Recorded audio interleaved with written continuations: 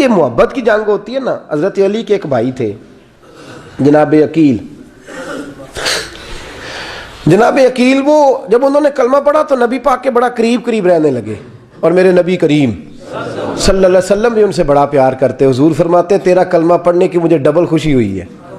یا رسول اللہ کس طرح؟ فرمایا ایک میرا تو صحابی بنا ہے, دوسرا تو میرا بھائی تھا مسلمان ہو گیا ہے. حضور بڑا پیار کرتے. اب یہ محبت جو ہوتی ہے نا, اس میں دوڑ بھی لگتی ہے اور یہ بری نہیں ہوتی, یہ دوڑ بڑی اچھی ہوتی ہے. حضرت عقیل اب قریب رہنے لگے. میں نے عرض کیا کہ نبی پاک اپنے ذاتی کام حضرت صدیق اکبر کو بتاتے تھے. گھوڑے کی تیاری کر, فلاں کام کرنا ہے, سیدہ فاطمہ کی شادی کرنی, ہر معاملے میں سیدنا صدیق اکبر پیش تھے. اب جب عقیل بن ابی طالب آئے تو حضور کا پیار تھا ان سے بھی, اب محبت کی جنگ چھڑ گئی. اب جناب عقیل کہتے ہیں میں کہنے لگا یار یہ کہیں پیچھے ہوتا ہی نہیں, ہر معاملے میں اسے پیچھے بٹھاؤ بھی تو آگے آ جاتا ہے, اس نے کیا کمال کر دیا ہے.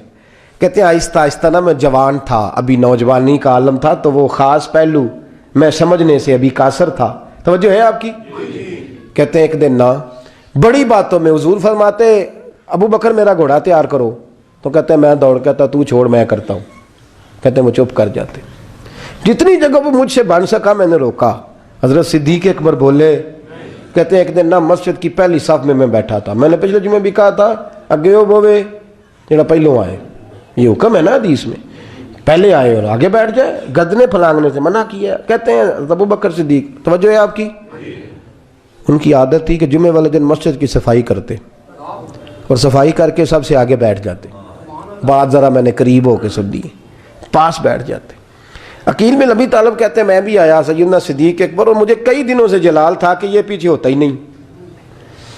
کہتے ہیں میں آیا تو حضرت ابو بکر آگے بیٹھے تھے, تو میں نہ جان بوجھ کے, بچہ تھا اور محبت تھی سرکار سے, ابو بکر سے بغض نہیں کوئی, خدا را اس بات کو ضرور ذہن میں رکھیں. فرماتے میں نے کہا ابو بکر اٹھ. مزے کی بات یہ ہے کہ جس مسجد میں صدیق اکبر بیٹھے ہیں اس کی جگہ بھی انہوں نے خرید کے دی ہے. مسجد نبوی کی زمین کی سب سے پہلی رقم حضرت ابو بکر صدیق نے ادا فرمائی. اٹھ. کہتے اٹھے, پیچھے چل. توجہ ہے آپ کی؟ آنکھ کے تو ویکھے کو کسی نے, پاویں ماڑا ہوئے تو پاویں تو چھوٹا بندہ آکھے تو پھر تو دی خیر ہی نہیں, عمر میں چھوٹا ہو یا مال میں. اٹھ چل پیچھے. اللہ اکبر. حضرت علی دیکھ رہے تھے. کہتے ہیں سیدنا صدیق اکبر اٹھے, پچھلی صف میں, پھر اس سے پچھلی صف میں, پھر اس سے پچھلی صف میں, 7ویں صف میں پہنچ گئے اور وہاں ہاتھ باندھ دیے. کہنے لگے شہزادے اجازت دے تو یہاں بیٹھ جاؤں, تو رسول اللہ کا خاندان ہے, اجازت دے تو یہاں بیٹھ جاؤں. حضرت عقیل کہتے ہیں بیٹھ جاؤ. حضرت ابو بکر صدیق چپ کر کے پیچھے مل جائے وہی کافی ہے. 7ویں صف, شہزادے یہاں بیٹھ جاؤں. میں بیٹھ جا. ہاں بیٹھ گئے. نماز جمعہ پڑھا, سب چلے گئے. حضرت علی حضور کی بارگاہ, یا رسول اللہ عقیل کو تو کچھ سمجھائے. حضور نے فرمایا کیا ہوا؟ کہ حضور اکثر ابو بکر صدیق سے یاڑ جاتا ہے, آج بھی پہلی صف سے اٹھا کے 7ویں صف میں. شکایت تو حضرت عقیل کی لگ رہی ہے نا, اور حضور فرماتے علی تو عقیل کی چھوڑ, بتا ابو بکر نے کیا جواب دیا ہے. تو ابو بکر کی بتا, تو اس کی چھوڑ, تو اس کی, تو میرے دوست کی, میرے یار کی, میرے خلیل کی بتا. تو حضرت علی رو پڑے. کہنے لگے محبوبہ ابو بکر جیسا درد کہاں سے ڈھونڈ کے لائے. تو چپ کر کے 7ویں صف میں گیا اور اس نے کہا تو خون رسول ہے, تیری نسل پاک میں ہے بچہ بچہ نور, تو ہے نے نور تیرا سب گھران. چپ کر کے بیٹھ گئے. حضور نے فرمایا بلاؤ ابو بکر کو, عقیل کو بھی بلاؤ. دونوں آ گئے. حضور نے فرمایا ابو بکر جمعے میں کیا ہوا ہے؟ عرض کی حضور کچھ بھی نہیں. حضور نے فرمایا تجھے کسی نے صف سے اٹھایا؟ کہا نہیں یا رسول اللہ نہیں. آپ کو کس نے بتایا؟ حضور کیا؟ فرمایا نہیں میں نے سنا ہے کہ تجھے عقیل نے. کہا حضور وہ شہزادے آئے تھے, انہوں نے یار اتنا جذبہ دنیا کہاں سے ڈھونڈ کے لائے گی. بلے شاہ اوتھے ککھ نہیں بچدا جتھے عشق نے لایا ڈھیرا. کہا حضور یار یہ لفظ تاریخ میں ڈھونڈو گے تو نہیں ملے گے. میرے ابو بکر صدیق کیا فرماتے ہیں؟ کہا حضور وہ نسل رسول کا شہزادہ ہے نا, اس نے ابو بکر کو 7ویں صف میں ابو بکر کا بیٹھنا پسند کیا تو ابو بکر راضی ہے. حضور اس نے یہاں بیٹھنا پسند کیا, تیری نسل پاک میں بچہ بچہ نور, تو ہے نے نور تیرا. اور کہا حضور وہ خاندان ہے میں خادم ہوں, فرق تو ہے نا, تو وہ خاندان ہے میں خادم ہوں. میرے رسول کریم صلی اللہ علیہ وسلم نے بلایا جناب عقیل کو، ڈانٹا نہیں، محبت فرمائی۔ سرکار نے فرمایا عقیل بیٹے بیٹھ جا، میں تجھے سمجھاؤں۔ پھر حضور نے بات چھیڑی، فرمایا تجھے پتہ ہے میرا ابو بکر کون ہے؟ عرض کی حضور میں، فرمایا نہیں سن، مکے میں سارا مکہ میرا دشمن تھا، یہ میری تنائیوں کا دوست تھا۔ فرمایا لوگ تلواریں لے کے آتے تھے مجھے مارنے، اور اس کی تلوار اٹھتی تھی، کہتا تھا پہلے میں مروں گا پھر کوئی مصطفیٰ تک جائے۔ تجھے پتہ ہے یہ کون ہے؟ حضرت ابو بکر صدیق ہاتھ باندھے، حضور میں نوکر ہوں یا رسول اللہ، میں نے کوئی شکایت ہی نہیں کی۔ فرمایا عقیل یار ادھر بیٹھ بیٹے، میں تجھے بتاؤں۔ کہا لوگ مجھے شیب ابی طالب میں قید کر آئے تھے، میری بیٹیاں پتے کھا کے گزارا کرتی تھی، یہ ابو بکر تھا پورے مکے میں جو ظلم سہ سہ کے میرے تک غلہ اور اناج لے کے آتا تھا۔ فرمایا عقیل ادھر آ، میں تجھے بتاؤں، تیرا خاندان تیرا قبیلہ سوائے مولا علی شیر خدا کے، فرمایا وہ سب لوگ میرے ساتھ پیار کرتے تھے، ہمارے اوپر انہوں نے مکے کی زمین تنگ کر دی۔ فرمایا میں مکے سے نکلا تھا، ابو بکر کی بیٹی غار ثور میں کھانا پکا کے لاتی تھی، اس کا بچہ بکریوں کا دودھ لے کے آتا تھا۔ فرمایا یہ جان پہ کھیل کے میری نگرانی کرتا تھا۔ فرمایا تجھے پتہ ہے جس جگہ تو بیٹھا ہوا ہے نا، یہ مسجد کی زمین بھی ابو بکر صدیق نے خرید کے دی۔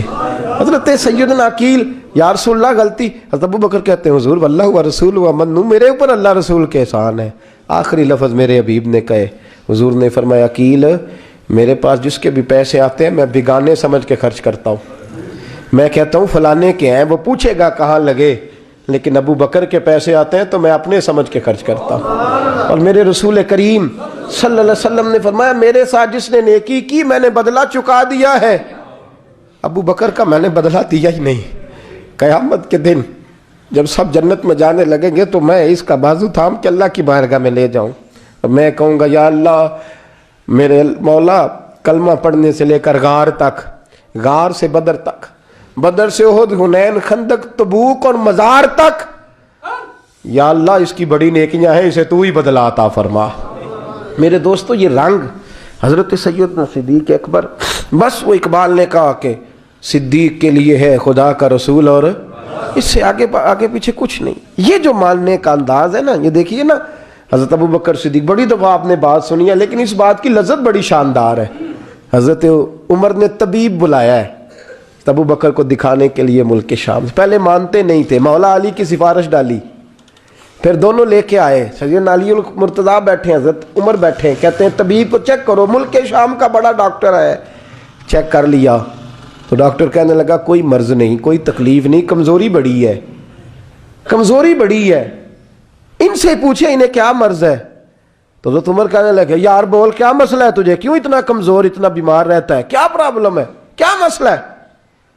تو حضرت ابو بکر صدیق نے آنکھیں کھولی اور کہنے لگے عمر تو قسم اٹھا کے بتا، تجھے پتا نہیں مجھے کیا مسئلہ ہے؟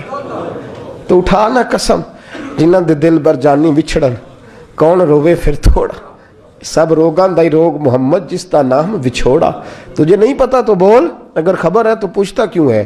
میرے دوستو کمال دیکھو، مدینے میں آج بھی مصطفیٰ کو سلام کرو تو ساتھ ہی صدیق اکبر لیٹے ہوئے، ساتھ ہی لیٹے ہوئے مدینے میں۔ ابو بکر صدیق روز رات کو جا کے اس کے گھر کا کام کاج کر کے آتے۔ کام بتاؤں کیا تھا اس کا؟ جاگ رہے ہیں آپ لوگ؟